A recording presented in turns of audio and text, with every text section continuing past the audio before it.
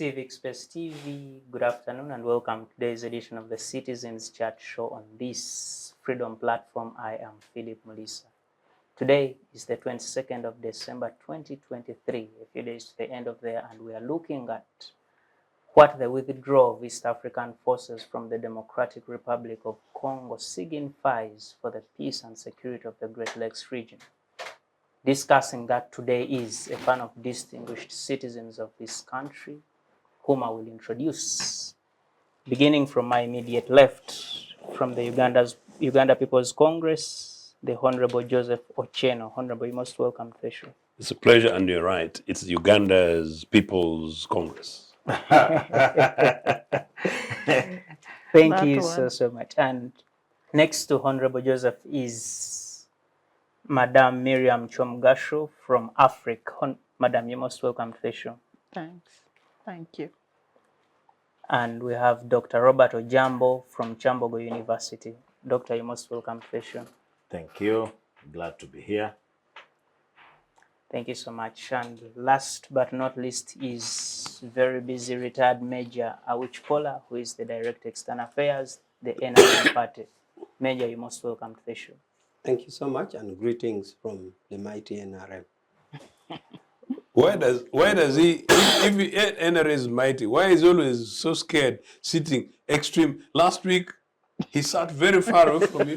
Today, he's sitting again extremely very far away from me. I have a right of last reply. I have a right of last reply. Now, Major, you having a military background and also being in government in the NRM party, I want to start with you. Ugandan forces left the Democratic Republic of Congo, and this follows a refusal of the DRC to renew the contract of the East African forces to be in the Congo to try and create peace in the region.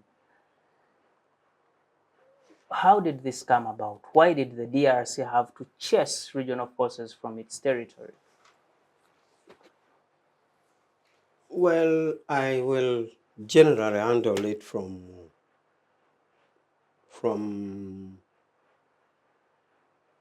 the significance, what it signifies. And as I answer what it signifies, as the topic says, then it would fall in.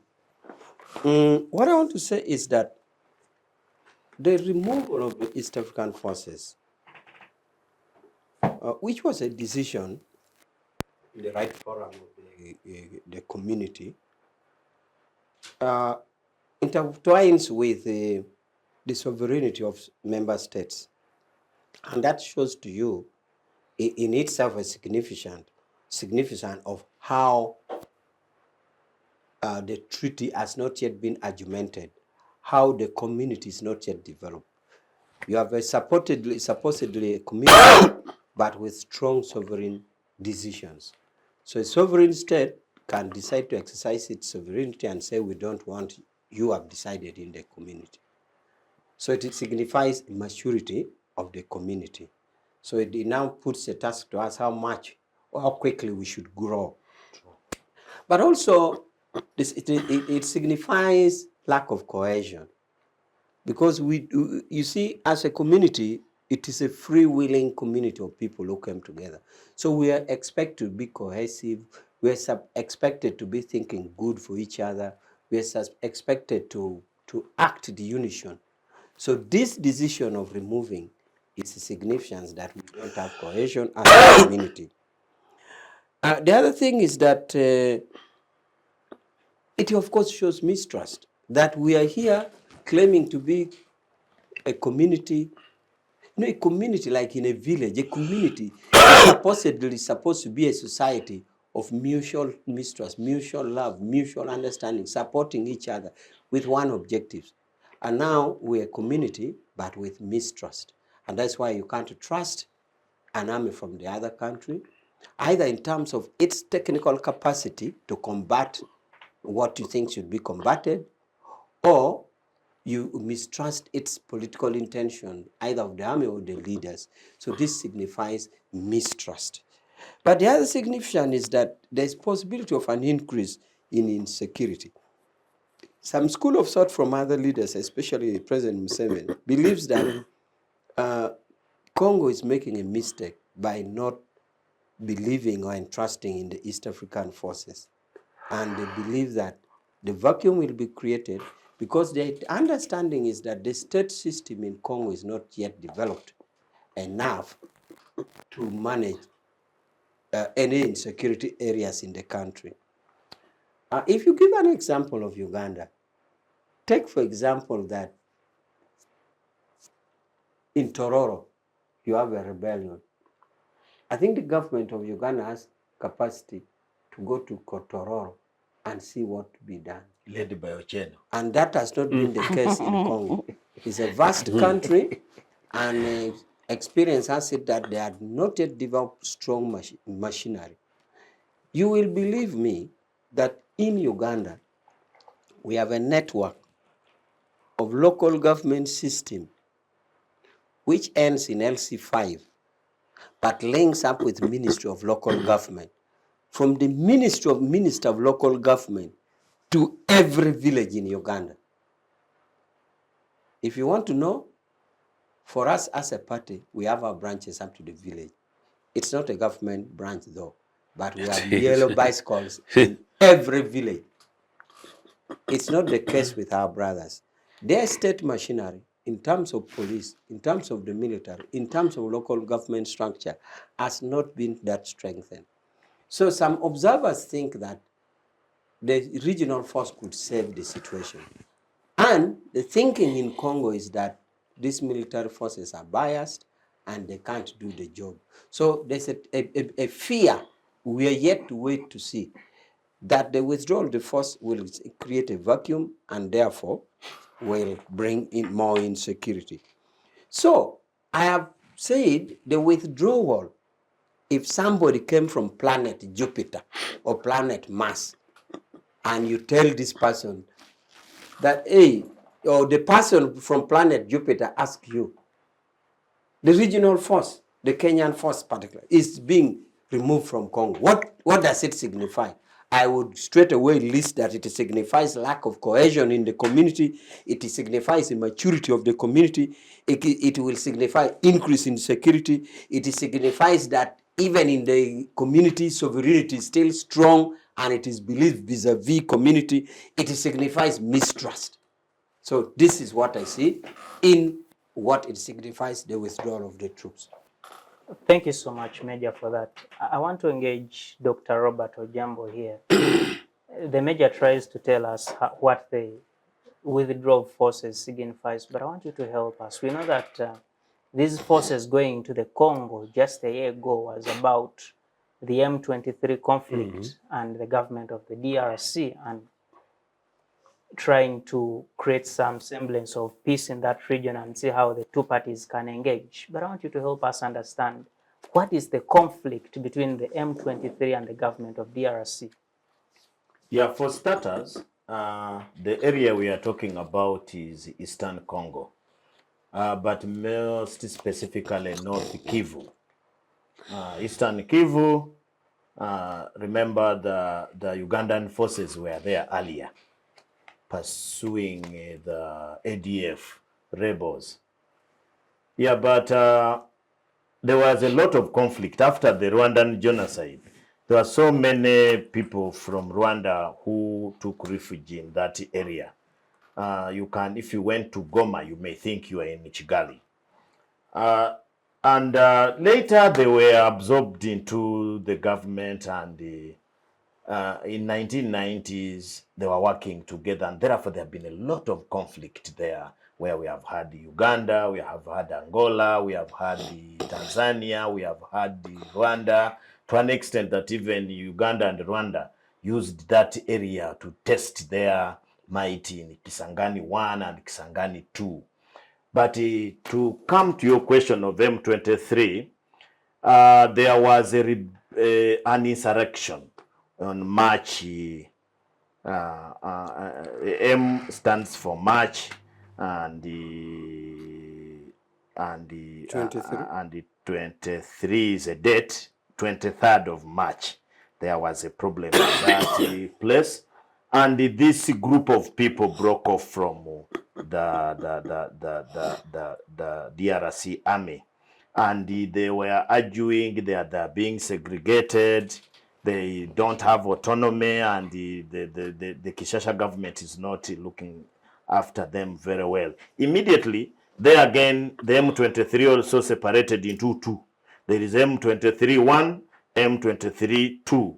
M23-1 is alleged to be to have allegiance to Rwanda, and the other one has an allegiance to Uganda.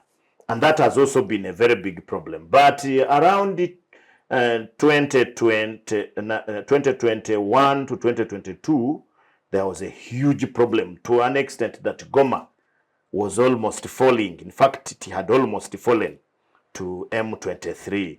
And that's when the East African community formed a force and said that that force should go and maintain peace in that area. Unfortunately, for the first time, Kenya joined these peace things, because in the other conflicts up to 2023, Kenya has not been involved. But you know that Kenya has a lot of experience in peacekeeping. They were in Liberia, they were in Sierra Leone, they have been in all these places. And for them, they understand very well the concept of peacekeeping. When you have gone to peacekeep, you have not gone to fight. You just put a condition where the other guys can solve their problems. So when Kenya went there, they agreed that they are not going to fight. And to tell you the truth, they have lost only one soldier. One. And it was, I said, it was a big problem. Now, the region here is used to mercenary war, mercenary people, where people come, they pretend that they are peacekeepers, but they are fighting for one group. They fight for one group. And that's what caused these conflicts of Kisangani 1, Kisangani 2. You find this one is fighting for this one and the other one is... But the peacekeeping concept is that you go, you make sure that there is no war and people are forced to make peace. And Tshisekedi misunderstood the whole thing, said, but how can you come here? Instead of shooting this M23 and kill all of them, what are you doing? So they thought that these are really guys who are wasting time here. Because you know, in the Eastern Kivu, there have been UPDF there, constructing roads and pursuing ADF. And also, it is disturbing to some people in Congo. How can people come to fight? But they were invited by Tshisekedi as well. So it has been a confusion to Tshisekedi. And remember, there is a huge conflict between Rwanda and the DRC. To an extent that in the last meetings, if you have been watching carefully, the Rwandan president has been absent in most of these meetings. And the issue was he disagreed with the allowing of DRC to join the East African community. He thinks DRC has a lot of problems, and therefore they are going to carry their problems into the East African community. But that had started earlier. You remember when they formed the Convention of the Willing, which did not have Tanzania and the other countries. And there have been a lot of problems also between Rwanda and Burundi. Also, there is a huge problem there. So wherever Burundi is, and remember, the East African community has been under the chairmanship of the president of Burundi. So you would not see Kagame there. He only sends the Minister of Foreign Affairs. Now, the last one, which caused this problem, even Tshisekedi did not attend. You remember my good friend Salva Kiir was saying that the other Pierre Bemba was a president of Uganda. and it was, so Pierre Bemba was the one there representing Tshisekedi. And it is because of the acrimony that has been there between Kagame and Tshisekedi. Tshisekedi openly saying that M23 is a project of Rwanda. Then the East African community should tell Kagame to remove his soldiers.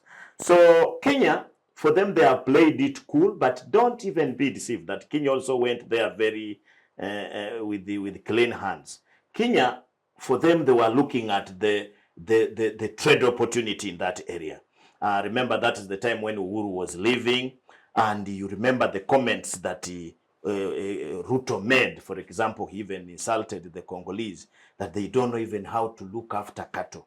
So if we are there, we shall sell them the milk. And it created a very big roar. So because of that, there have been a lot of mistrust.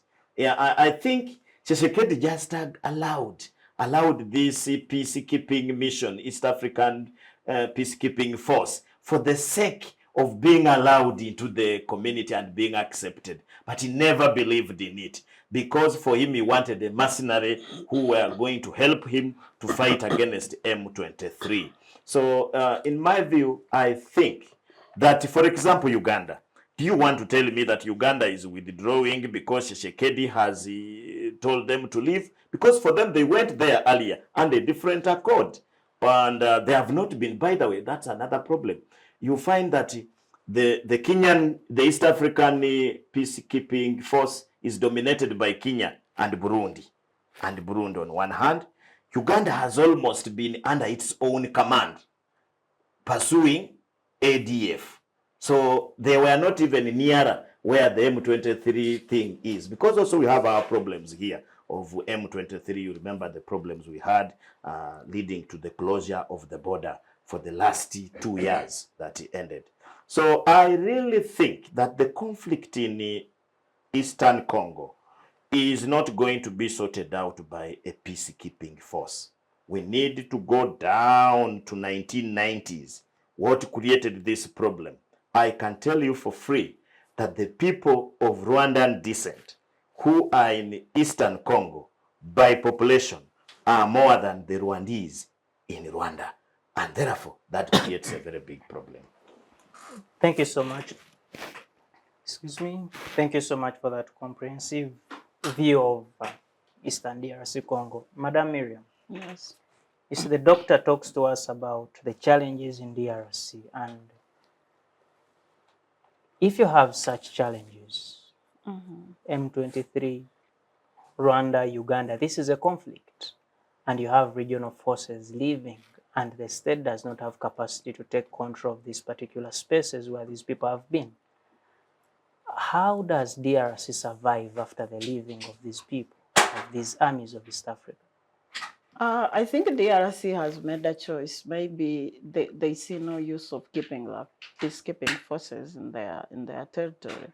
So if they are the ones who have decided, the mandate of the peacekeeping force had also expired, and it was extended in September for 3 months. So those 3 months passed in December, and they never renewed the mandate.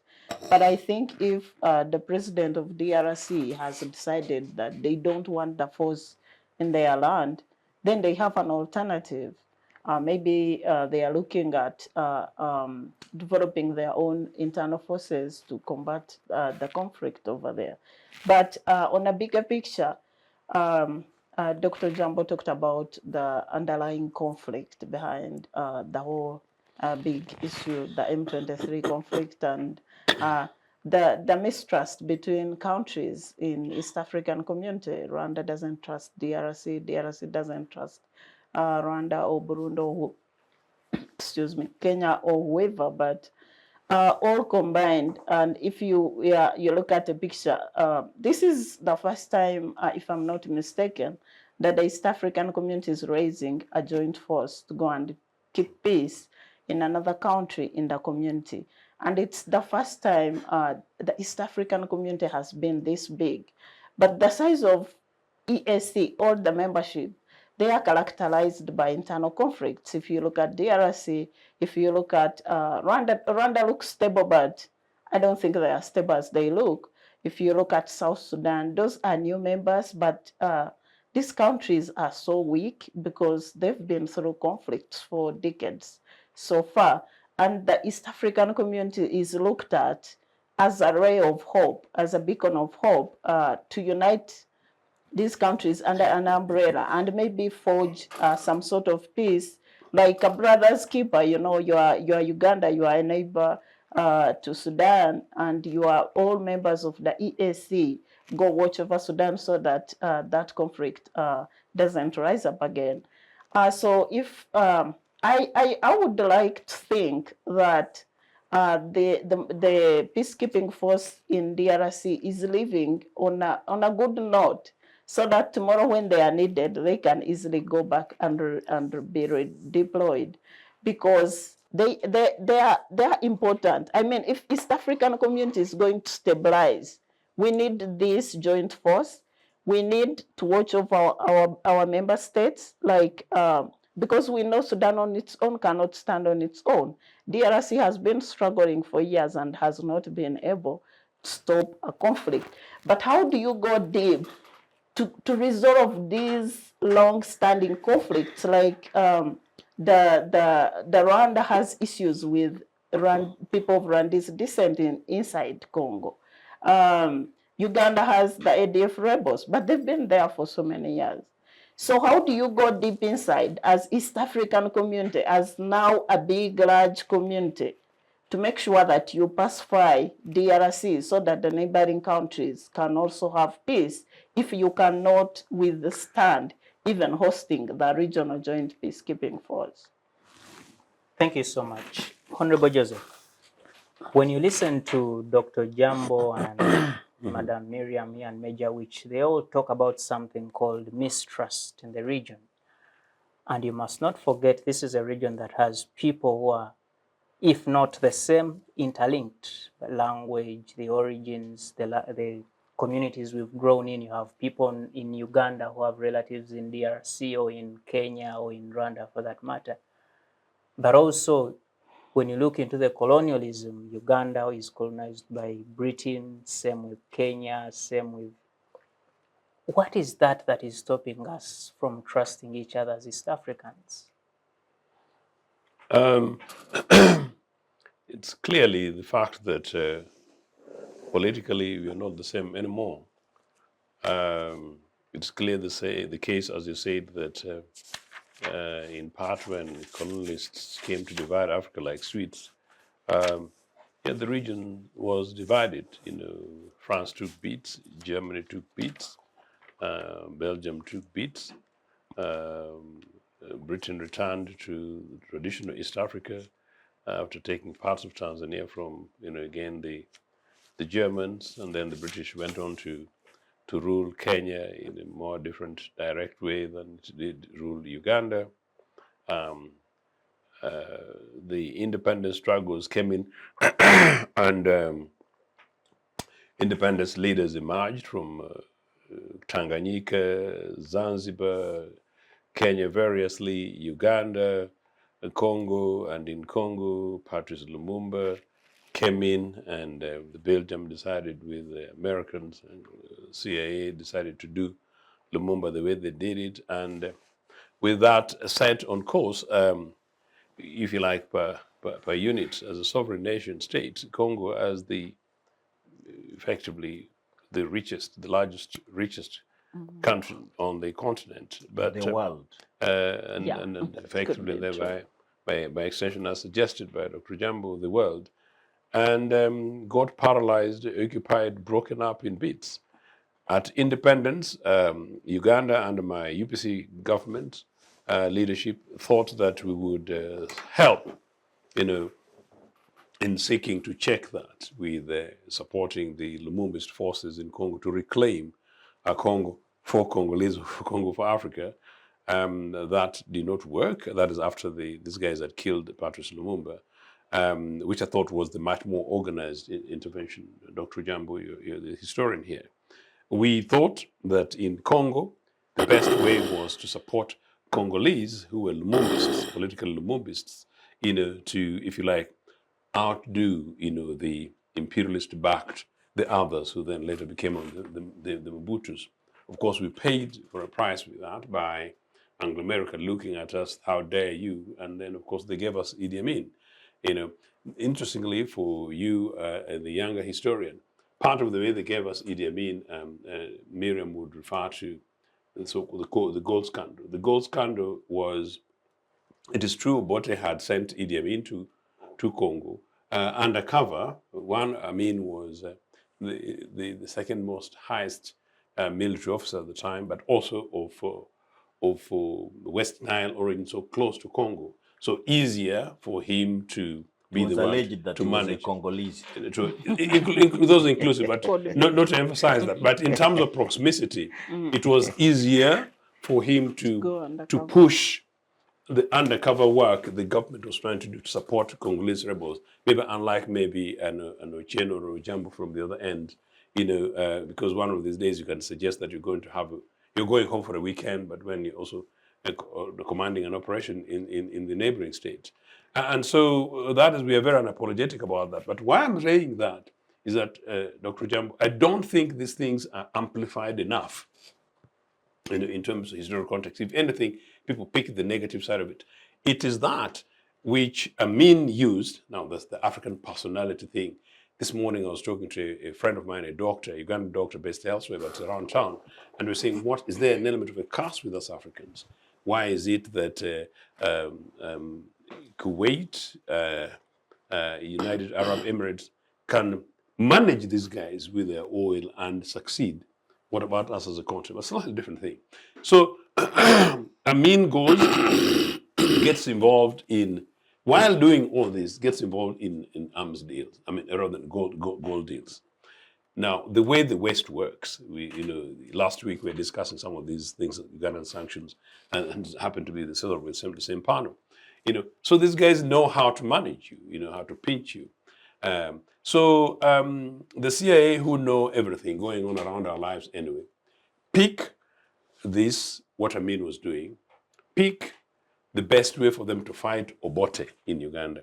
And then they sell the information to Ugandan opposition, who are then already willing buyers, willing recipients of this information. Oh, Amin is there, so therefore is Obote. Not true, but in the gold scandal. So it was actually presented to Ugandan Parliament as Amin and Obote. Parliament investigated this, and then of course found exonerated Obote and the government anyway. The undercover operation for the support of Congolese was never debated, and then of course Amin was found wanting. What was also linked to that was the fact that the CIA was then actively supporting the Ugandan opposition, led by, in this case, our own Secretary General, Grace Ibingira. Now, that sort of was a move that in a way did not succeed with the Congo. Fast forward, of course, then Obote's government falls. With the fall of Obote's government, even Amin, whom they used to replace Obote in Uganda, contributes to the breakdown of the old East African community in a way, because the East African community of Uganda, Kenya, and Tanzania, when Nyerere and Amin couldn't see eye to eye, the community died. I'm linking that to basically part of the original question. You see here that Amin and Nyerere and Kenyatta couldn't sit on the same table eye to eye. Fast forward to where we are. What approach did the new East African leaders have? Museveni, pushed from Anglo-America, takes over Uganda with Kagame. They have their own organized agenda, and very quickly in 1990, Museveni and Kagame invade Rwanda. They invade Rwanda. Part of that, Museveni and Kagame contribute net to the conflicts, whatever else happens in Burundi. The shaky element of East Africa. Bring it to the 90s, Museveni and Kagame invade Congo, with the support of Southern African leaders. In fact, another South African leader whom I will possibly not mention for today's program, talks about how Museveni told them a lie, that they're only going to get rid of Mobutu, but yet Museveni, and particularly Museveni, had his interest in Congo. What are we talking about? We are simply saying that, unfortunately, the mistrust, if you basically pick it now from the Museveni invasion of Rwanda, and then the Museveni invasion of Museveni-Kagame invasion of Congo, and what they did in Congo, including Kabila too, and the looting of Congolese resources, the continued massacre and torture of Congolese citizens, the huge amount of death of Congolese women and children, undercover, and in many cases not covered global international community, is such that there is very little reason why Congolese citizens, forget about even the standby force, should trust Uganda and Ugandans, or trust Rwanda. In fact, In UK, I had a junior colleague, in local government where I was working, a Congolese young man. He told me, and I think I've told this program, I've told this network, told me very openly that I was the only Ugandan whom he was prepared to sit with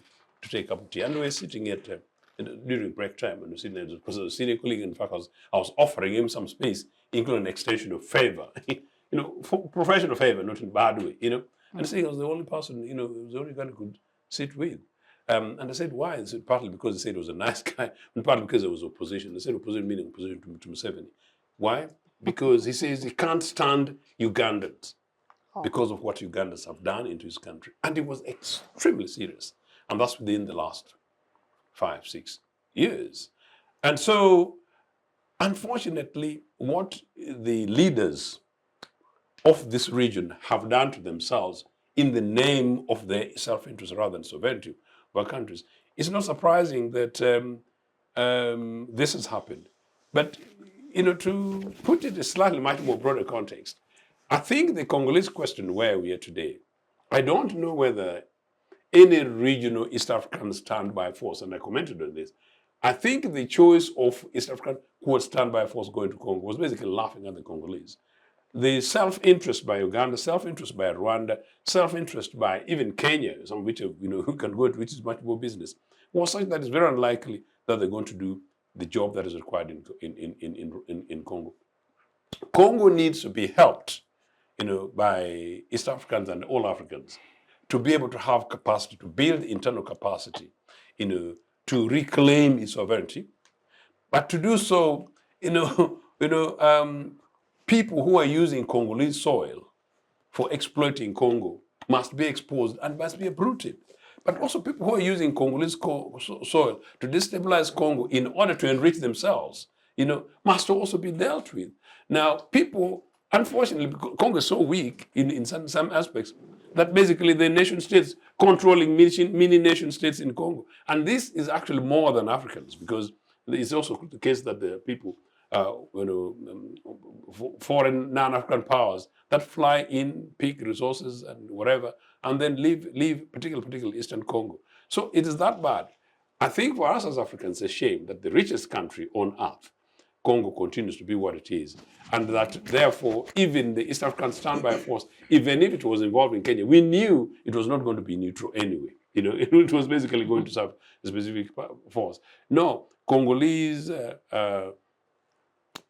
need our prayer that they build internal capacity, that possibly they reconcile as a people, and possibly that they build sufficient capacity for themselves to make sure that they begin to deal with Uganda and Rwanda, particularly the two countries, on terms around which last week we were discussing sanctions, and so the power that also sovereign nation states need to be able to have. For the moment, by and large, they don't have, because in a way they don't control most of Eastern Congo, to the extent that actually NRA can go ahead and say that they're building roads in Congo cheap when actually they can't even build one single road in my own Toro for 40 years. It can tell you that no, Congo is now just another source for people, building malls in the streets of Kampala and other capitals within the region, as the majority of Congolese people continue to suffer. Unfortunately, they're seen basically merely being the natural God-given wealth. Thank you so much, Honorable Joseph. Major Awich, the army by nature usually operates around missions, and we know there was a mission in the Congo by the East African Standby Force. In terms of percentage, how was this mission successful? Did the DRC benefit from this mission? About the ascertaining of the percentage of success, I don't think I'm competent, because I've not even had any data to analyze. Because you would have indicators like, have they reduced advance of M23? If they were capturing territories, have they stopped the advance and the capturing of territories? If, for example, they were to stop the building up of arms of the M23, have they ensured that there's no more proliferation of arms and acquiring more armaments? How about the training?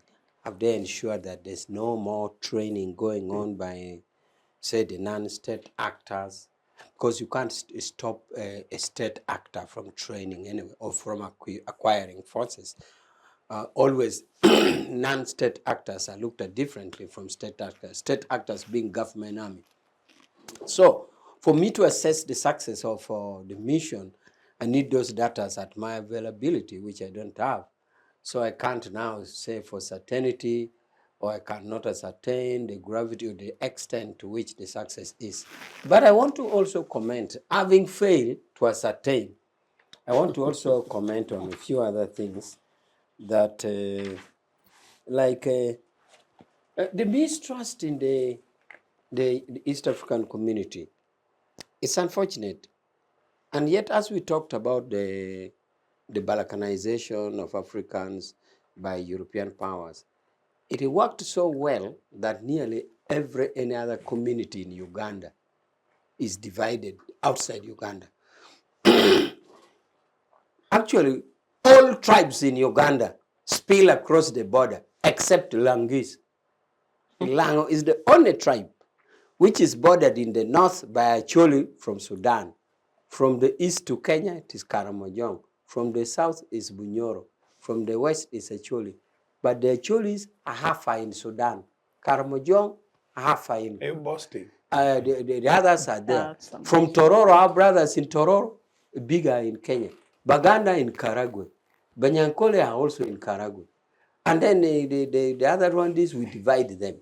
Banyoro are in Congo. Batoro, like that. So we are the only country in East Africa which spills across the 5 East African countries. So we could actually use ourselves. We would use that as an advantage to unite East Africans, because we have brothers all over. The only time I will agree with you, that's why everybody did fantastic. I'm really wondering where you The only community in Uganda that does not spill outside the border is Lango. Lango is that tribe of Obote. That tribe of Obote is the only one in the middle. So we could actually use our unique positions to pull in all our brothers, because we have them all around. All over. We are the only country that spills across 5. Look at South Sudan. Where do they spill? Kenya, Uganda, Tanzania. 3. Kenya only spills Uganda, Tanzania. Maybe now Somalia has come on board. But we have that. So we could actually use our uniqueness to bring more cohesion. I also want to comment about my comrade in the Congress party has repeatedly said Museveni Kagame invasion of Rwanda. Yes. I think that's not in the real context. It is a fact. You may debate, but for the starter, the invasion, Next time. Museveni was in New York sharing the same hotel with Abiyarimana. Kagame was on course. Maybe gathering intelligence. Actually, both of them were in America. Kagame had long gone for a course. And a 1-year course. A course intended for this project. For a 1-year course. So these two gentlemen were not in Uganda for this invasion. But you can poke holes into it as you may wish. Now, about the force that went to Eastern Congo, I just want to comment about international practice. And I want to see how it fits into this. In most international practice is that when you're deploying a force of peacekeeping nature or another force in another country under whatever auspice, normally ring states are stopped from it. Like Rwanda, Uganda, or South Sudan would not. Because the presumption is that you may have interest. And that is why it would bring one from Kenya, which has no common border with the country in issue.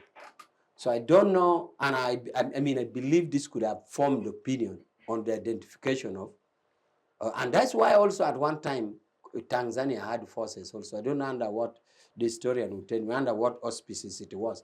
But that is one of the international practice. So I do not see therefore why this mistrust came, because under international practice, when they're putting another force of peacekeeping, you refrain from keeping ring states. By the way, the same international practice, for example, under UN, if you're UN staff, you are stopped from marrying in the country that you are working. Oh. For example, if you are High Commissioner for, what is this food agency called? World Food Program. World Food Program. You are working in Congo. You can't claim that a girl in Congo loved you when you are distributing kaunga. Suppose she was hungry and she loved you because of your kaunga. So it is against the rules in UN. Man. You go and come and marry in Uganda. So you are supposed to leave the girls in Congo. It's a breach of rules and you can be dismissed for it. True. So you are supposed to marry in Uganda, not in Congo. You can't be working there helping them and you say this man loved me or this girl loved me. No. So it's the same principle in the deployment. So I do not see why this mistrust came up. But the position is that in the international practice, ring states are stopped from deploying there because naturally you could have conflicts, you could have interest, you can have this, so bring somebody from somewhere else. And of course, our Kenyan brothers, and smart as Doctor says, they always take advantage of business. For the fact is that we did bring sanity in South Sudan.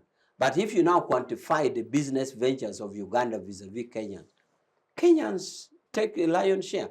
The boots on the ground were UPDF. The boots on the ground to bring what it is now.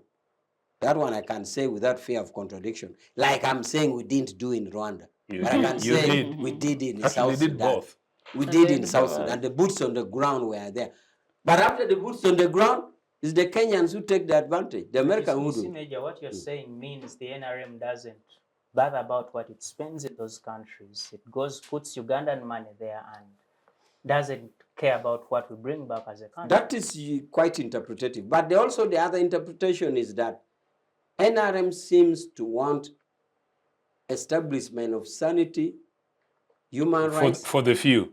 Sanity, human rights, stability, the political peace, and leave it there. They are not so much into exploitation. Major. Economics is human rights. Can I give information? Yes, please. The Porter report. The Porter report really does not agree with what he's saying.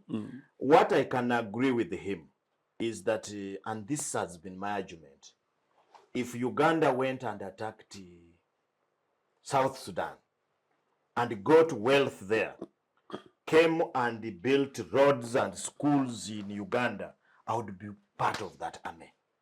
Because that's what countries do. Every great country in the world has become great because of looting others. Be it France, be it Portugal, be it Spain. Spain looted South America to zero, and Portugal. America has looted everywhere in the world, and so on. Britain, those ones, they used to even, they declared that all the wealth was Commonwealth. So wherever they would go, they would just pick and take and develop the country. The only problem with the Uganda, my country, is that they go, there is no war without looting. It's impossible. Go and read the Porter report. But the problem is that the monies or whatever is gotten is put in the individual accounts. So you find the individuals getting powerful from that thing. But if they went to Congo, to wherever, and looted and came and built our schools, built our treasury, I would be in support. But having said this, I thought you were just informing me. Yes. No, I am saying, to summarize on your question, is that I have said that I cannot ascertain for exactness the success of the troops which were sent there. But I also deviated by commenting on other issues that I thought. Thank you so much. Dr. Ojambo, I think we need to build on that economic point of us going in those countries. We've spent money in Somalia, we've spent money in the DRC, South Sudan, Central African Republic, and oftentimes, like you said, it is Kenya, it is Rwanda that do more business in those countries than we do. Where is the problem? Yeah, before I say that, let me first give you some success.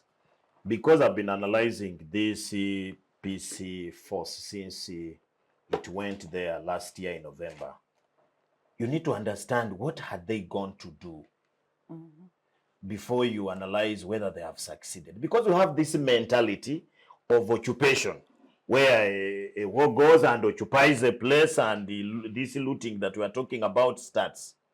These guys went there with a very clear mission, because at that time, M23 was overriding Goma. In fact, they had almost taken over Goma. And this matter began from a sectarian statement that was given by the governments that Rwandese should go back home to their country and leave Congo for the Congolese. So this M23 are people of Rwandese descent. So they said there is no way, if that is the case, we want to cut off this Kivu area and we declare it as our own land. And they had almost overrun Goma, they had closed but when the peace force reached there, they stopped that. Of course, they wanted to even reject the peace force. The peace force said, we shall destroy you if you do. And that's how they agreed into peace talks that were being brokered by Uhuru Kenyatta as the chairman. So to a very large extent, the peace force managed to keep peace, to stop these marauding soldiers who were overrunning the place. In fact, it was feared that those guys would have reached Kisangani in a week. They couldn't now do that. So I think to that level they succeeded. But coming back to your question, you see, to go in a country, you must have interest. Let me give you an example that DRC is a member of SADC. He's already a member of SADC. SADC has a bigger membership than East African community. And I think Tshisekedi is calculating that because SADC sat, I think 3 months ago in Angola and agreed that they can send an army there. Yeah. And in fact, Tshisekedi is hoping. They are not sure whether they will have elections on 20th in Eastern Congo. They are still hoping. But the trouble is that SADC does not have an army. As Major has been advising, they are now trying to look for a neutral army because Angola has conflict of interest. Malawi has some conflict of interest. South Africa has some conflict of interest. So they are looking for some neutral people that they can take there. But the issue is SADC want to go there to protect their economic interests because SADC is one of the richest organizations in Africa because it has South Africa, it has Angola, it has 15 nations in total. So it is a big thing. Now, for the case of Uganda going into these places, let nobody deceive you that we do not have economic interests. We go there and really we get out with a lot of resources because wherever there is war, there is no way you can be fighting in a place where there is gold, diamond, timber. If you don't know, all these good, nice mahogany trees that we have in Kampala come from Congo. And I don't know whether there is a clear commercial system that we use it. You remember one time when they captured a lot of timber at the military base of our airport, and they belonged to one of the generals in this country, is even a minister. And he said arrogantly, what is the problem with me doing business? Does it mean that when I'm an man, I don't do business? But where did you pay taxes? How did you clear the things? The trouble is that these loots go to individual pockets. So I really think that in Somalia, our being there was financed by the United States majorly. In fact, it has been an investment. I have a cousin brother who was in the UPDF and he was bribing.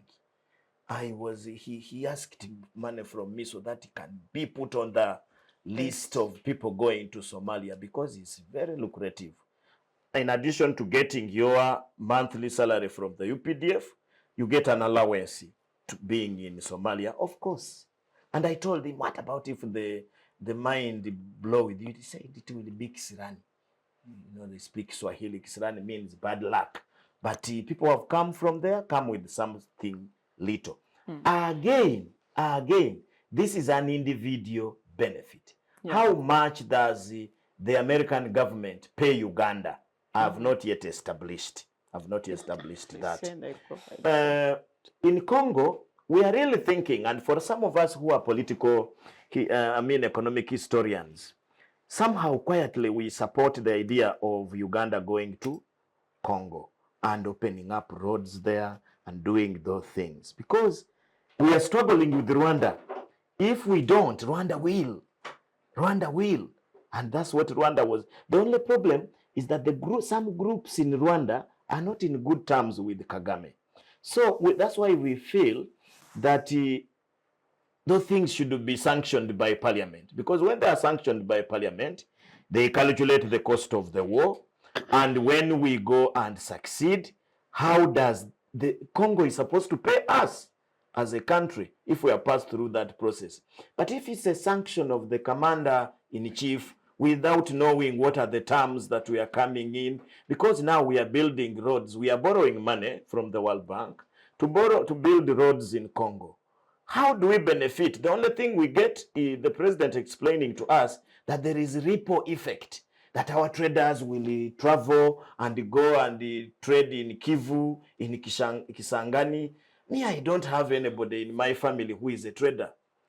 But they say, even if the person does not trade, the taxes these guys get. So those are really ripple effect. For me, I would want direct effect. If we go and help Congo to build roads, to fight and pacify Eastern Congo, how does the government of Uganda benefit from that? He talked about South Sudan. It's very painful, and I am happy that they also feel the pain. These people in combat, they feel the pain. We take our young people in South Sudan. They fight there, and they keep Salva Kiir on government. But what we can take to that place are yellow bananas, watermelon, and the Rolex. Can you imagine? You can't give what you don't. Rolex is what we export there. Then the smart Kenyans, after we have struggled and spent a lot of money, including the life of our children, the life of our brothers, they take their Kenya Commercial Bank, they take their they take the good hotels now owned by the Kenyan, the petrol stations, things which really have a lot of if we would talk about ripple effect, a bigger one. For us, we are taking their banana and the masons, people to build the houses for Southern Sudanese, so many, and border, can you imagine? So I think we need a proper military economic analysis, and you need experts, as he proposed last week. You need to use experts to calculate for you, economists, political economists, and many other people to calculate properly, so that they come up with a document and Salva Kiir signs it, that in the future, once we have created peace in South Sudan, you are going to pay us this amount of money, and that is what will grow Uganda. And for me, I think, I normally tell people, sports, we are not very good. Trade, we are not very good. These are the things. A place where I've seen where we are very good, we can send warriors in Africa and do very good business in fighting. In fact, if they allowed us this Ukraine thing, we can go and do a very good job there. Although Major wants to under the command of who? Kalekarihura? The Major wants to openly argue here that we didn't invade the Congo. Remember, Okwiri Rabon was in Rwanda, and he fought on the side of that group, and many of our forces there was. In fact, Kigali was caught by two young men, Okwiri Rabon and Ouma somebody from his place. Thank you so much, Dr. Madam Kyomugasho. Yes. I want to understand. Doctor there talks about Uganda drafting these documents and have them be signed by these presidents and the people in charge in those countries. Why are we not doing this? Don't we have the people who are aware of such? I think Uganda government is led by Shabe leaders. He talked about people going there for small personal gain business. And that could be what is blinding us from the big picture. We don't think as a nation, we are selfish and we are thinking about our smaller pockets. So I think our leaders undermine our sovereignty. They look at our army as a personal property, and sometimes when they engage in such international campaigns, For them, they look at them like mercenary projects. So maybe they negotiate something under the table and they take it because they can't be fighting for nothing. So when we are building a road to Kisangani, really, that's an investment and there should be a return on that investment for our country. At least don't give us profit, but let it be like a grant and you return the money that was spent on that project. But those things are not written, and maybe they negotiated something because we see we are processing gold and we don't have gold mines yet which have capacity to process that much gold like we are exporting. So where does that gold come from? Who owns that gold? Uganda now is high on the Yes, market. but so those are the issues. Uganda, yes, we are good at fighting those wars, but they are like mercenary kind of projects. And the Somalia thing, it was a blessing that it was done by AU. And yeah, it shouldn't be USA paying that check. It should be Africans paying for the fellow African country. For me, I'm a Pan-African and I don't appreciate like a foreigner coming to pacify an African country.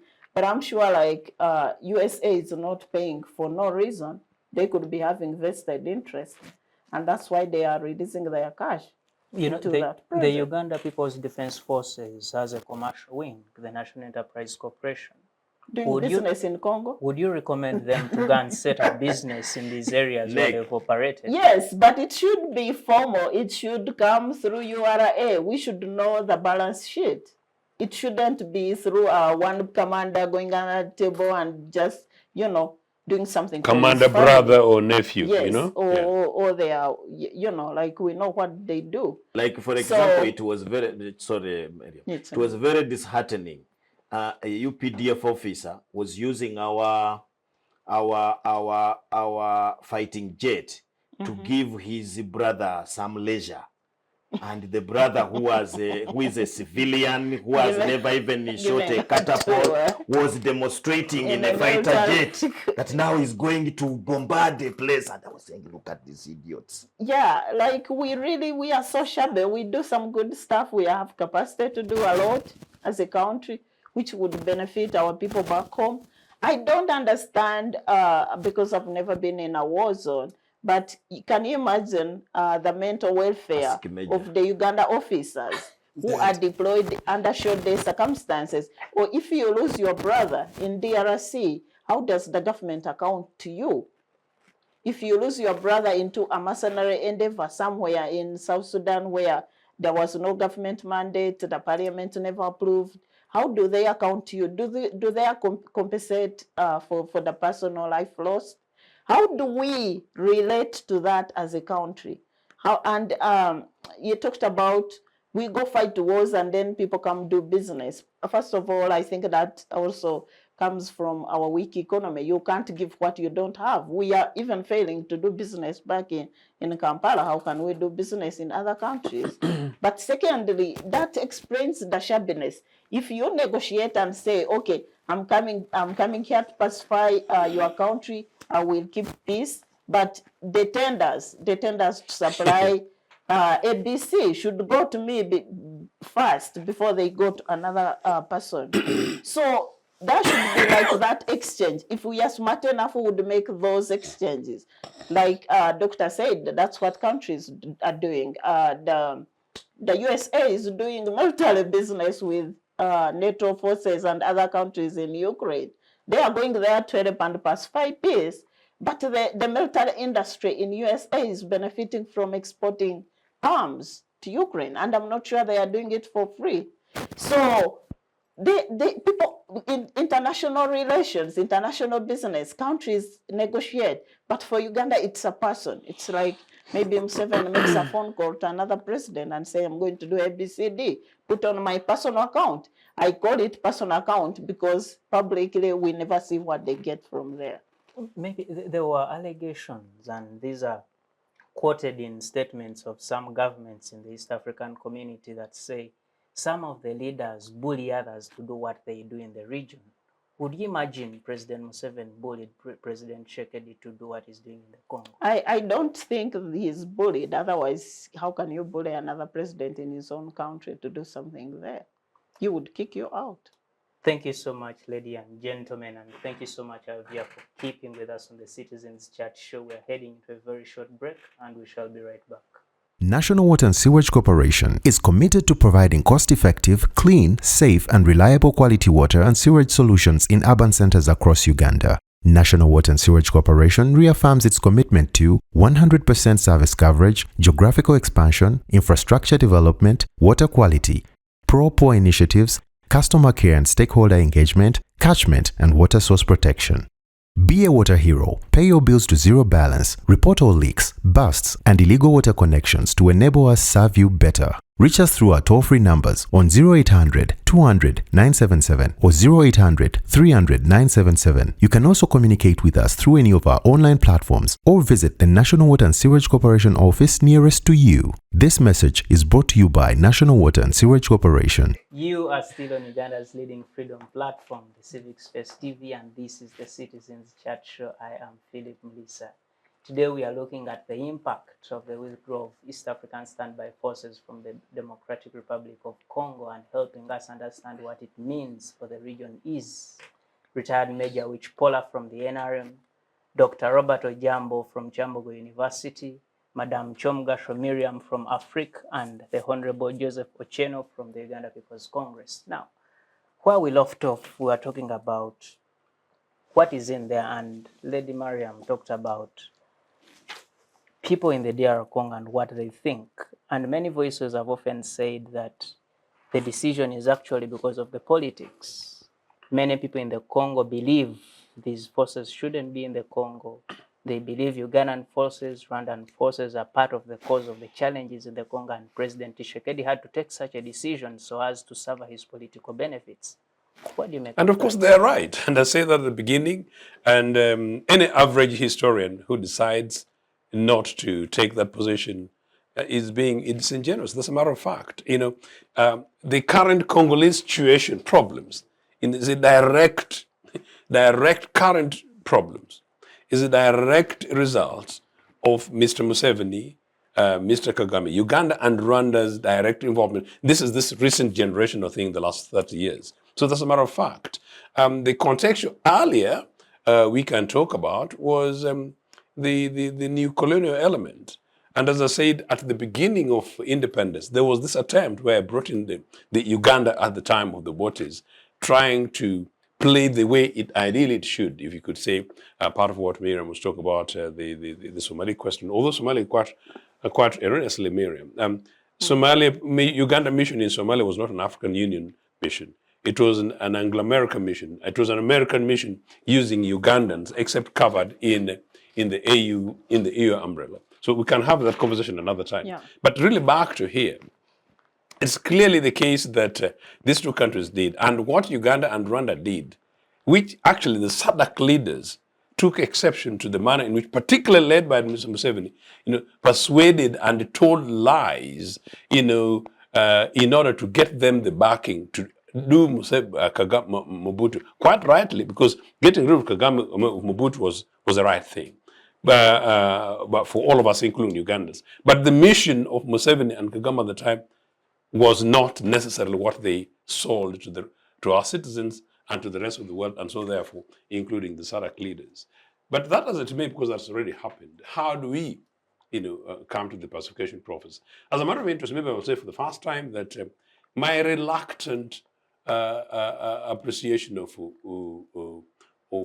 DR Congo being part of East African community, because I'm a critical opponent of that in principle, in particular how the process how it was done, is that maybe if then, as a result of that, we're able to have a harmonious East Africa in which we are not able to go to war, but instead we're able to share our natural resources, natural borders, our polity, peoples in harmony. And so therefore then, as a family, a diverse family, be able to seek to end our conflicts and then deal with the question that you started with, the question of confidence and mistrust amongst ourselves, but then now as one family, it would be very good. I think still it is still far, because even as part of our own debate, we recognize that Congo is weak on a certain extent in certain situations, and then too, that also the forces away from the state actors amongst the Congolese, are still so substantially in many cases possibly stronger than Congo. M23, who are they? M23, granted the history could be given by our good brother Dr. Ojambo here in terms of how they emerged, how the breakaway, how it happened, but who funds them? M23, we know have got direct links. They've got direct direct lines, including Uganda. We had cases where M23 commanders and some ex-service people are based here in Uganda. So no, we have been part of the problem rather than part of the solution. But that country, it will be in our absolute interest that Congo stabilizes, Congo democratizes, Congo as a nation state harmonizes, and then we rebuild relations with Congo as brethren Africans, brethren meaning including sisters. But I can tell you when and if that happens, genuinely there is no reason why Uganda and the broader East Africa and the broader Africa does not share in the wealth of Congo, and that Congo then learns and picks also some of our strengths, because some of our strengths may be institutional in some areas where Congo as a nation state, even under the breakage of Mobutu, maybe in academia, for example, we were relatively stable, we were possibly not that badly beaten. So there's a lot for them to learn from us, and there's a lot for them to learn from our neighbors in Kenya. There's a lot for them to learn from Tanzania. But it's about a give and take relation, but in a way in which we are building our peoples going forward. Big challenge that Congo itself is also battling internally on the question of political leadership as they go into elections. I think that some of our colleagues have elsewhere actually answered this media, have argued that one of the reasons why Chikesedi is pushing out on this is playing politics to an extent. Is possibly partly true, but how confident is he of winning a re-election? And if that happens, how is the stability of Congo going? I understand Congolese opposition are coming together to come out with one big candidate to perhaps challenge him. Congo, whatever happens in the outcome of the elections, it needs a strong leader who's be able to take charge of the entirety of the country, so that we're able to have a way in which we are dealing with a united Congo, sovereign united Congo, and State House Entebbe deals with the leader in charge of the whole of Congo, and is able to say that, look, we've got our roads there, but can you allow a bit of our coffee? And then the man in the other end is in charge. Not, we build roads down there. Can you allow us down there? When he knows that actually the forces across the border who are in charge of the areas where he built Congo are maybe quarter Ugandans with a specific interest for some other nations. I don't think that's how we're going to be building this continent, nor is it necessarily the spirit in which we're able to build humanity. I must disagree slightly with my brother Ojambo. I'm a progressive leftist. I am not quite sure that simply because other empires grew at the back of slavery and the blood of other peoples, that in this day and age I would want a situation in which Uganda deliberately, I'm not saying that's what you're saying, deliberately goes into Congo because they know they've got gold, and in return come with their timber, even if it's to nation build.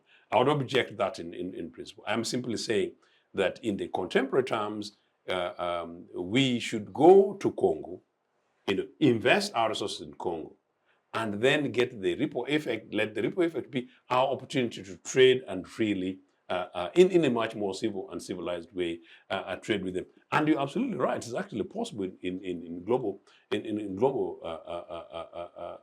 business that you're able to say that, well, nation state ABCD gets preferential treatment, and if active in where we will buy only from you or perhaps trade with you, will open our give us preferential treatment when it comes to trade and privilege of that. I think that can be done. Yeah. I am worried still.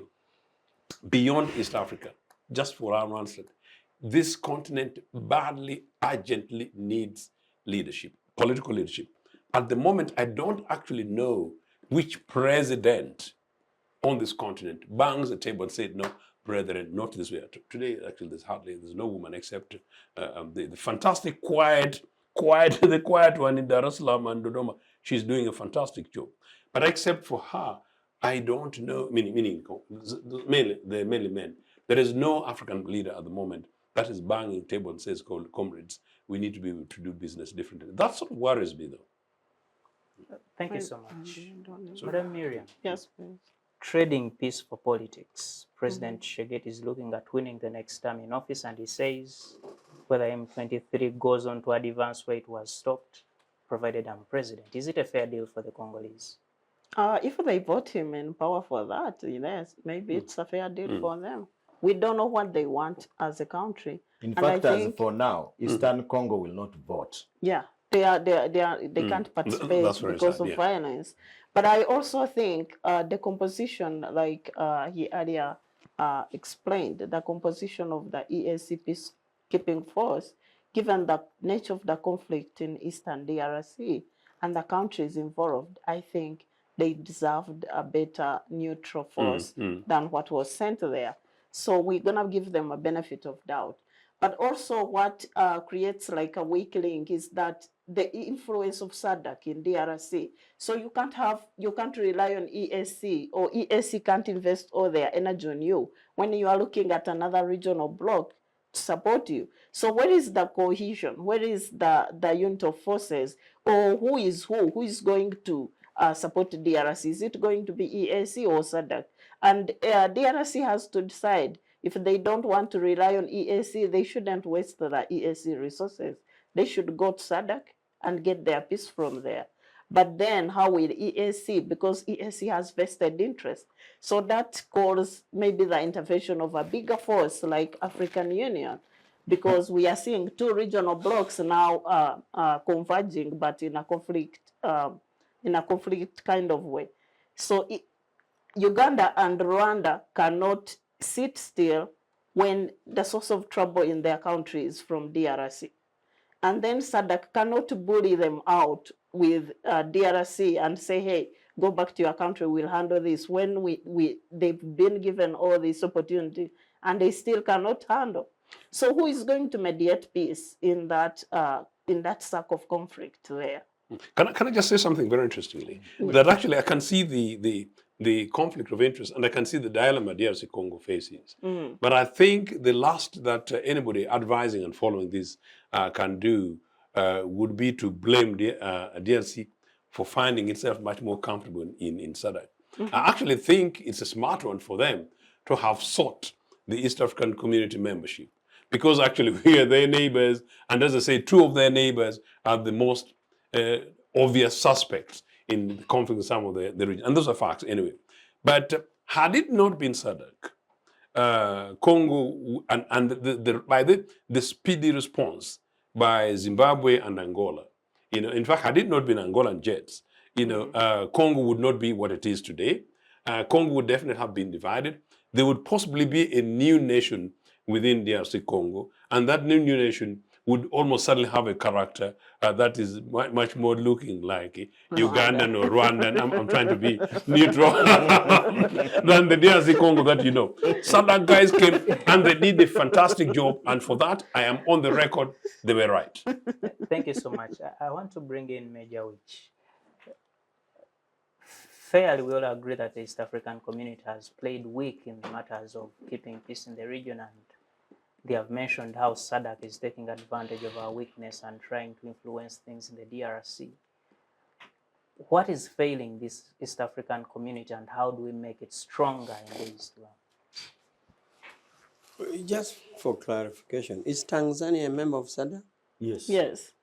Okay, then it qualifies, because the last military offensive that brought M23 running to Uganda was actually Tanzania. True. So even without talking about Angola and the rest, Yes, it's Tanzanian infantry which disintegrated M23. So I don't know whether in that case we are giving the credit to East African community. No, I'm talking about the Tanzania these days is a lukewarm member of East African community. No, fair enough, Comrade, just to clarify, They're because an important point you're making. No, I'm talking about the early one, the 90s one, when we nearly ended up having Africa's first World War. That's what I was referring to. But even anyway, fair this enough. one, But the reason when you also right and M23, actually missed it, you yes. see the M23, you have been using quite a diplomatic language. The M23 basically were or are people of Tutsi origin of Rwanda, and they speak the same language. I believe even the same clan, if you look at the clan formation. So if you're saying if it was a projection that the cut of the country to definitely be that ethnicity, creating that new country, that ethnicity creating that new country. Now, the question is really there and about. You are asking why East Africa has failed to stabilize Congo. Well, it is what we have been discussing. And every answer is relative and circumstantial, depending on whether you ask Congo or whether you ask the other East African countries. So if you ask Rwanda, for example, theirs is different. Rwanda, for example, feels that give it to them to pacify. They want it a unilateral situation. And possibly their definition of pacification is even different. Their concept of pacification. We know it is different.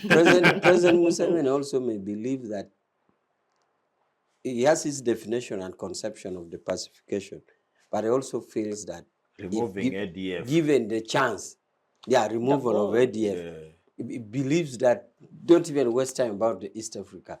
You just give Uganda and it will do the job.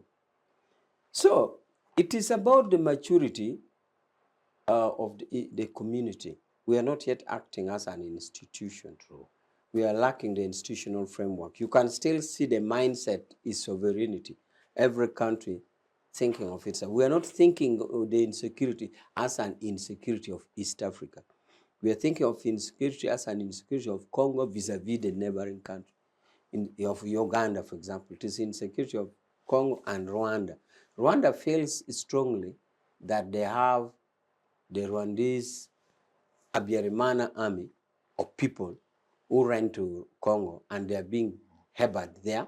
And Rwanda feels that they may come back in future. Or even they feel that they are being armed to go back.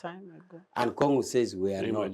Congo claims these are refugees and they're keeping them under international law.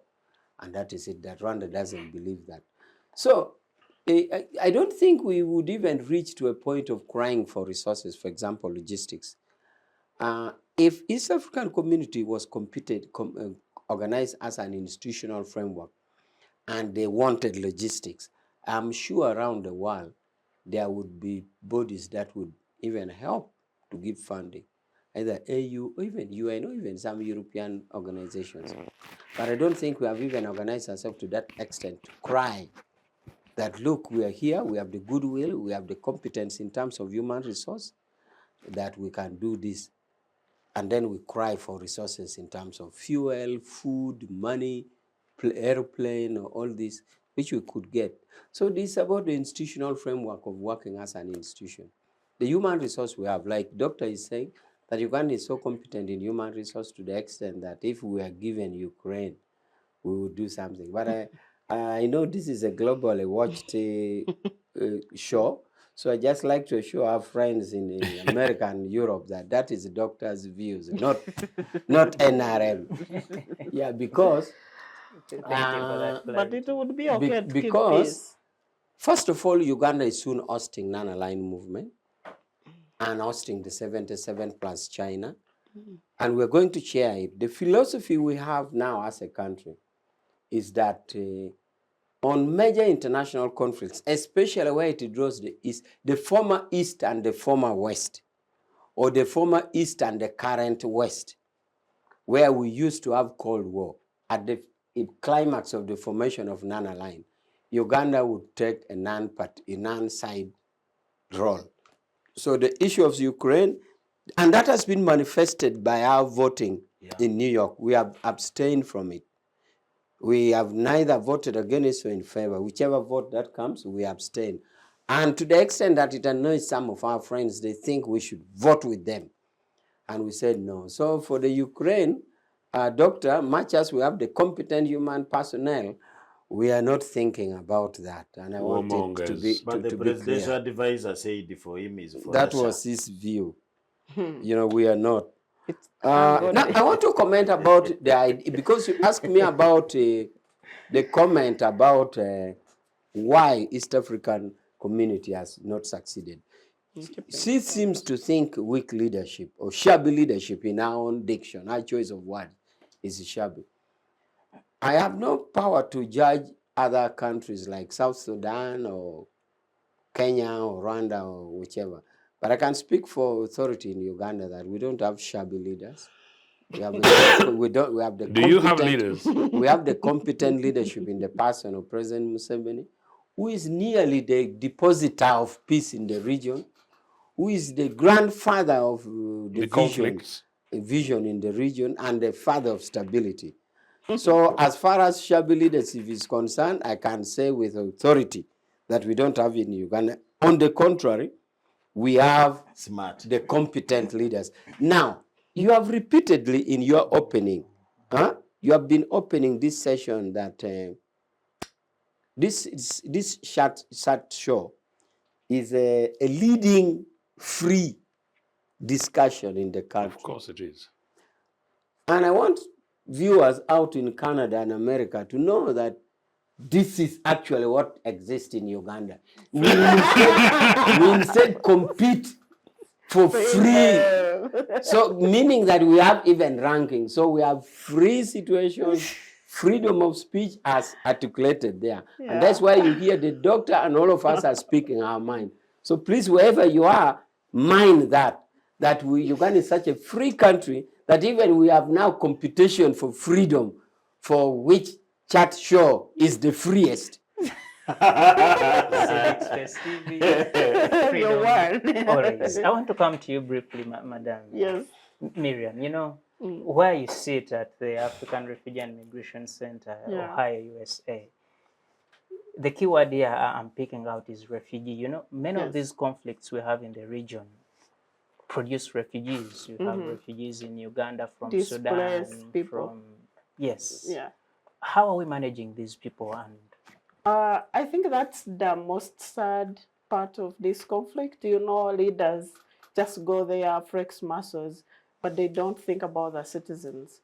These people who live they abandon their homes. They leave all the property they have accumulated, all the memories, all their lives, all for years and years. Most of them lose their lives, or they are injured, or they are hurt. But these people get displaced. Like, say, you are chased from Congo. You come walking, you end up in Uganda. You live in a camp. Life in a camp is the second worst to death maybe you can live. It's the worst. It's so many people just rounded up in a barrack. They barely have a life. They just survive. You get insufficient food, insufficient education, insufficient health care. So by the time they are resettled into third countries like USA, like UK or wherever, these people are merely like living, but they don't have a life. They have lost out on education. They have lost out on social life. Their families have disintegrated. They have lost their social connection with the community. You are Congolese, but now you are in USA amidst strangers. You lost your culture. You lost your roots. You will never connect back to your home. So they are like nationalists. They are like stateless. And you don't want to be in that situation. I think even when we are talking about conflicts, we should think about the people first. It's better we don't even have conflicts at all, and we shouldn't be having refugees. Thank you so much. Dr. Robert Ojambo, she says we should think about the people first, and the people who are moving, refugees, and they're in Uganda, they're in Congo. We are talking about the Tutsi who came as refugees from Rwanda. These conflicts, Sudan, there is a conflict in Uganda, the ADF keeps peeping in.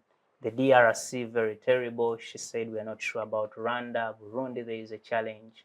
And even when you move out of the East African community, Sudan in the North Khartoum, there is conflict today.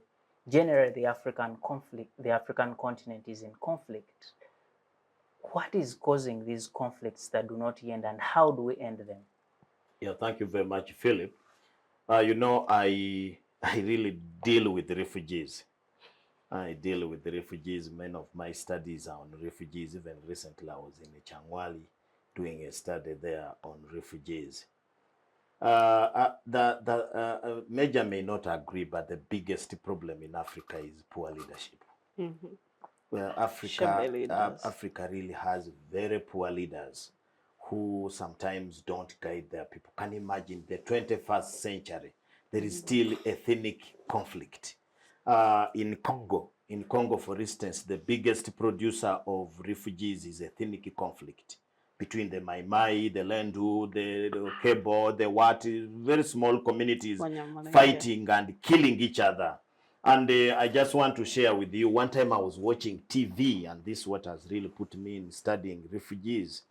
And I saw this family of a woman and a child, and they had a goat and a pig, and they were walking towards Uganda. For those who have reared pigs, a pig is the most difficult thing to move with. But this pig was walking at the same pace with these people. They just had a rope on it, and it was moving the way you see a goat. In fact, a goat may stop. And I was looking at this pig, and I realized that the pig had realized the danger. Doctor, the pig. A pig, Mpunu. I think that's how they call it in your language. So this pig, you know, it made me even to study about a pig. And I realized that a pig is one of the most intelligent animals. In fact, among domestic animals, is the most intelligent, and it senses danger. And it was walking majestically for its life with these people. And that is what that family had. A woman, a child, a pig, and a goat. That's what they were left with. That's what they were left with, and they must go with it. That's their wealth. So it really shows a poor family. So the biggest problem has been leadership. In any country, you see these problems. The issue is leadership. People who are using ethnic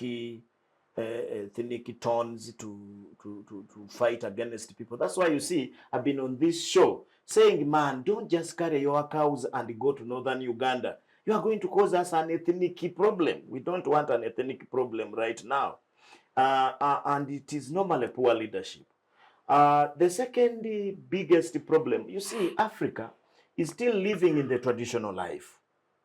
And traditional life has a lot of struggle. And the struggle, normally we think that it is only through barbaric means that we can succeed.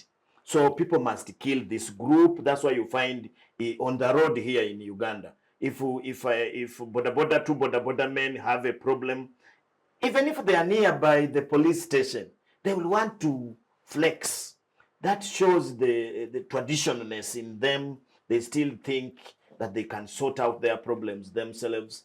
And it still stems to the poor leadership, because the poor leadership leads to poor education, leads to poor livelihood, leads to poor conflict. So everything conflict. That's why you hear even our leaders, they are on a national TV, and when they disagree with somebody, they say we shall crush them. So if the leaders are saying they are crushing their citizens, crush, they know very well that if somebody commits a crime, he's supposed to go either to court, and the court sends the person to jail or fines him. But the leaders will say they will crush you. They will crush you. And that's why you see, for example, countries which have very good, have very good leadership. We never hear conflict in Belgium. We never hear conflict in Norway, because at least they have gone overboard on the issue of leadership. They are already there. You even don't know the president of Norway. If anybody told me here, the president of Norway, because that's not their issue. That's not their issue. It's sorted. The given group of people, the work of the government of Norway or the kingdom of Norway or whatever is to make sure that people get social services, and the social services are good and everybody is benefiting. When you go to Denmark, you don't need to know the leader of Denmark. You are looking for the best trunk to board and go on. Maybe if I just engage on that particular point, where do they perhaps buy these good leaders? No, they have made them. They have made them. The leaders have been made for a very long time, and there is sacrifice that takes place. That they also fought like us, but they agreed to put personal interests aside and take up public interest. That's the first thing you need to know. And believing in each other. You see, my colleague from the NRM here, they preach reconciliation.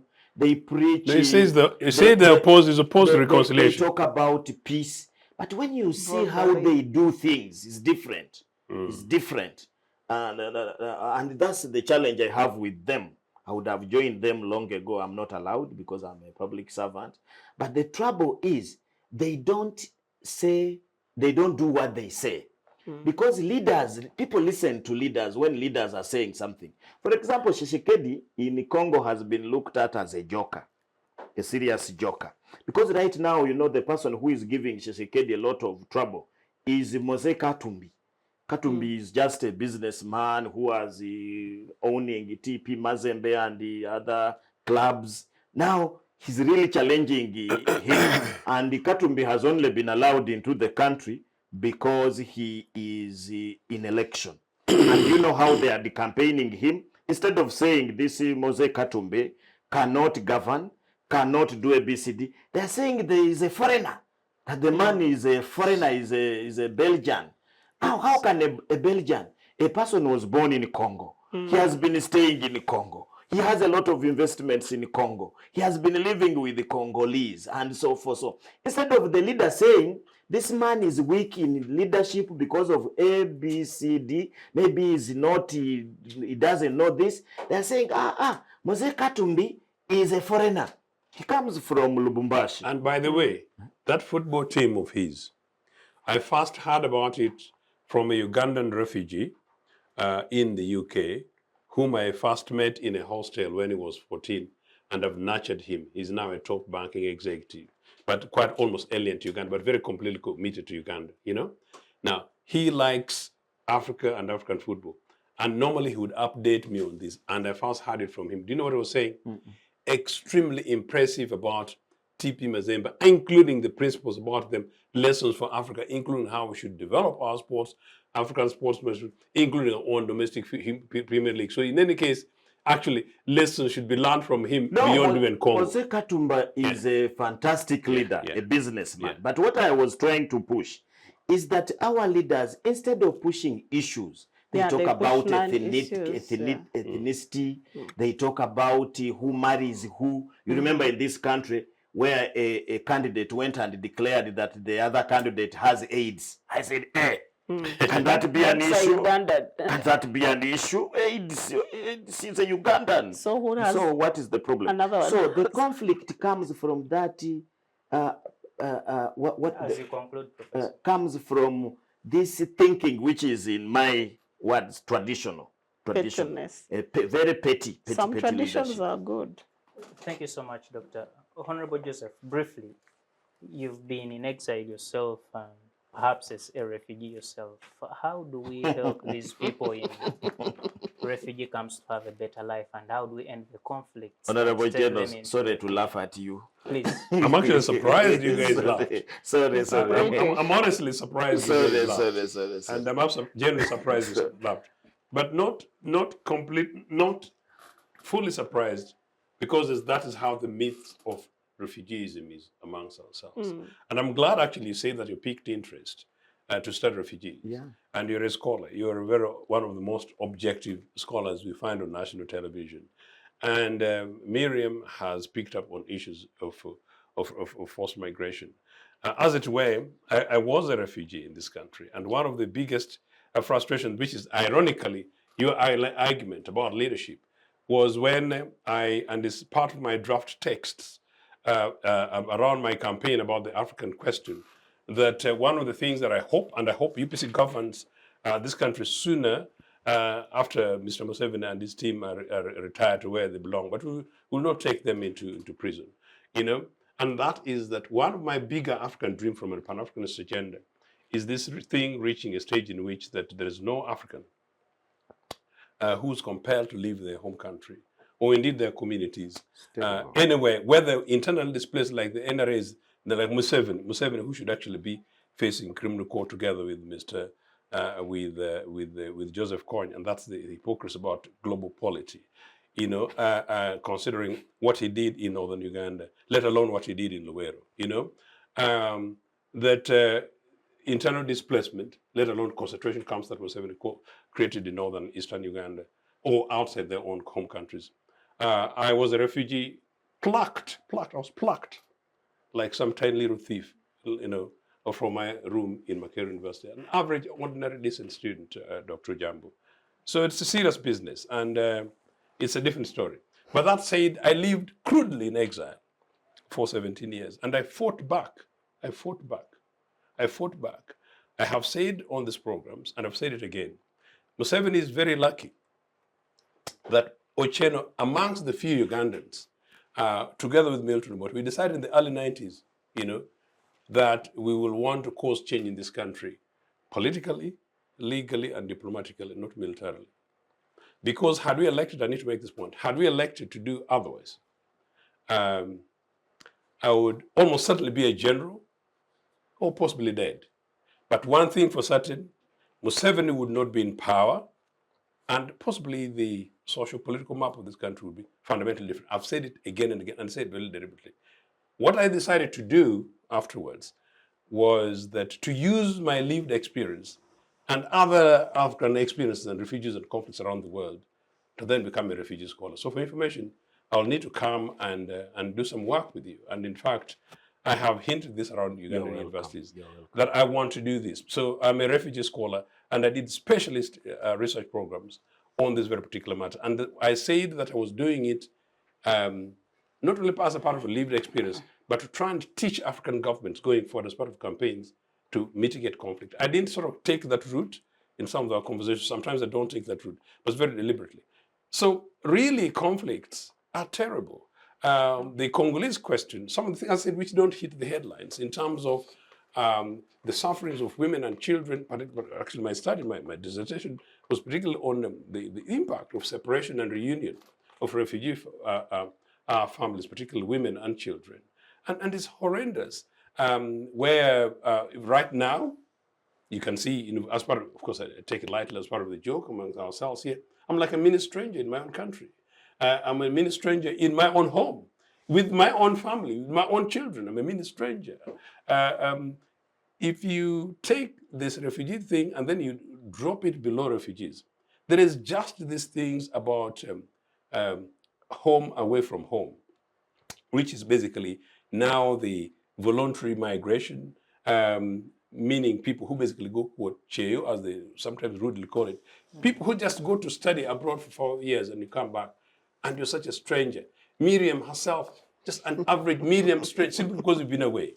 It is really not cool for African governments, most of them crude regimes like Museveni's, creating situations and environments in which people leave their home countries, even if away from politics, but merely even economically, to go and live and work elsewhere, because it's not good. Particularly those other countries are not cool at all. Somebody asked about my citizenship. I'm not a British citizen.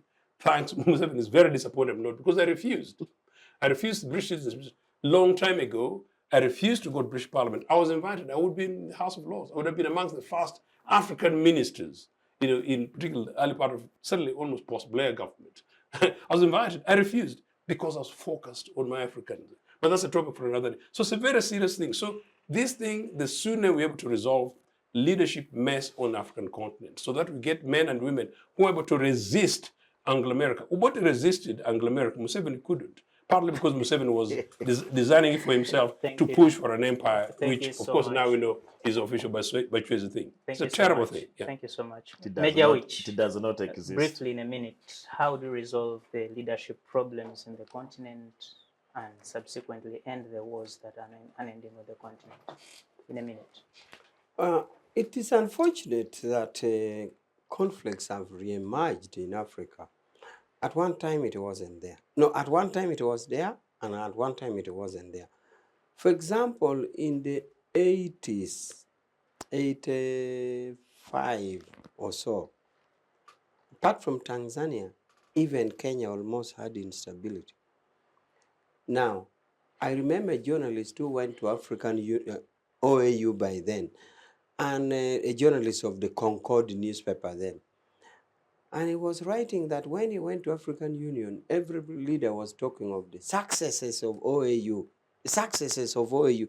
Then he said, as the word success changed to failures, he said at that time it should have been the failures of OAU because there was conflict everywhere.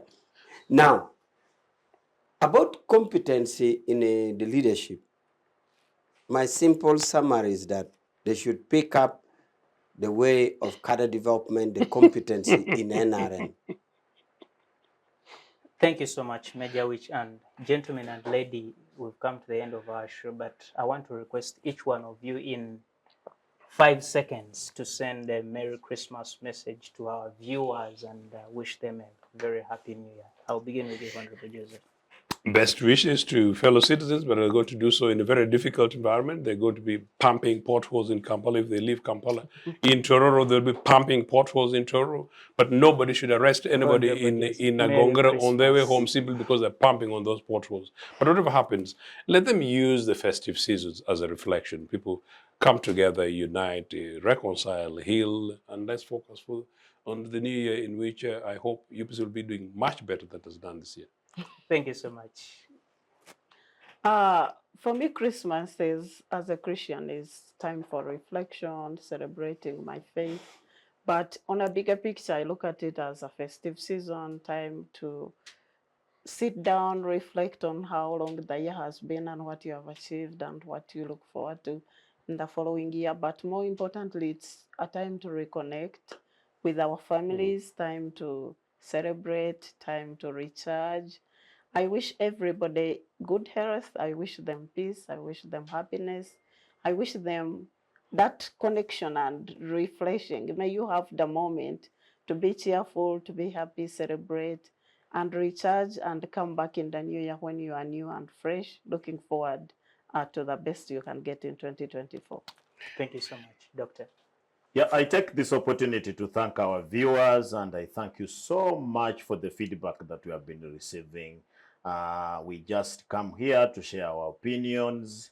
We don't have any problem with anybody. And please keep hope alive, because once we stop hoping, we start fighting. And we don't want to fight. We hope that 2024 will be a better year and a successful year for everyone. Thank you so much, our host, and we want to thank the organizers and the funders of this show. Merry Christmas. Thank you so much. And lastly, Major. Our viewers, I take this opportunity on my own behalf and on behalf of NRM to wish you a happy Christmas and a prosperous new year. I've been on this show basically the whole of this year, and I've known that many of you watch. We are here to share the knowledge, the little knowledge that we have acquired in the course of our growth and education, and we have quite some. I'm glad you like it. Please enjoy your Christmas. There is peace now, save for recently incursion from the national park, which killed the tourist. I can assure you the entire country is peaceful. Enjoy your Christmas, and we meet next year when ourselves, we have also done research and energized ourselves to share with you from a more informed perspective in this forum. Happy New Year and Happy Christmas and a prosperous New Year. Thank you so much, Major Awich Pollar, for joining us today. Thank you so much, Dr. Ojambo, for joining us today. Thank you so much, Madam Miriam Kyomugasho, for joining us today. And thank you so much, Honorable Joseph, for joining us. And thank you so much, our viewer, for being with us all this time. It is the Citizens Chat Show on CivicSpaceTV, Uganda's leading freedom platform. Remember, this is made possible by the Center for Constitutional Governance. Yes. Special thanks to you. And the team RM at brought CCGA, peace. and Freedom. special thanks to the team behind the cameras, Rashid, Pal, and we want to say Merry Christmas and may you have freedom always in that Christmas.